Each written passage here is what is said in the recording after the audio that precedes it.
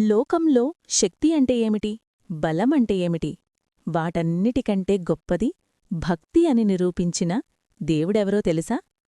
ఆయమే శ్రీరామ భక్తుడు, వాయుపుత్రుడు, మహావీరుడు, హనుమంతుడు. పూర్వకాలంలో కేసరి మహారాజు, ఆంజనాదేవి అనే దంపతులుండేవారు. ఆంజనాదేవి పరమశివభక్తురాలు. సంవత్సరాలపాటు శివుని తపస్సు చేసింది. ఆమె భక్తికి మెచ్చిన శివుడు వాయుదేవుడి ద్వారా ఒక దివ్య శిశువు పుట్టేలా వరమిచ్చాడు. అలా పుట్టినవాడే హనుమంతుడు. వాయుదేవుడి అంశగా పుట్టినందువల్ల అపార శక్తి ఆయనలో నిండి ఉంది. చిన్నప్పుడే హనుమంతుడు అల్లరిపిల్లవాడు. ఒకరోజు ఆకాశంలో మెరిసిపోతున్న సూర్యుణ్ణి చూసి ఇది ఎర్రటి పండు అనుకుని దాన్ని తినేందుకు ఎగిరాడు.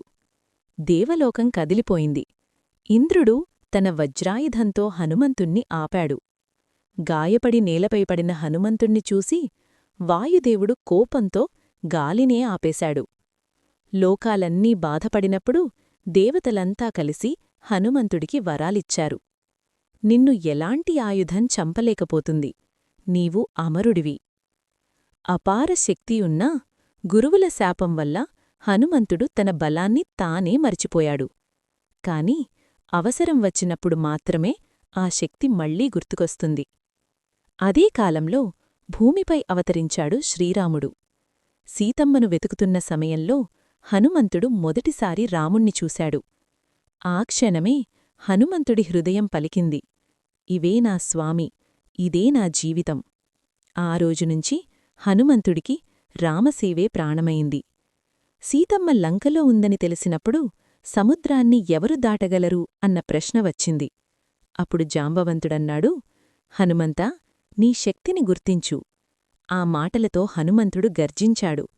ఒక్క ఎగరంతో సముద్రాన్ని దాటి లంక చేరాడు.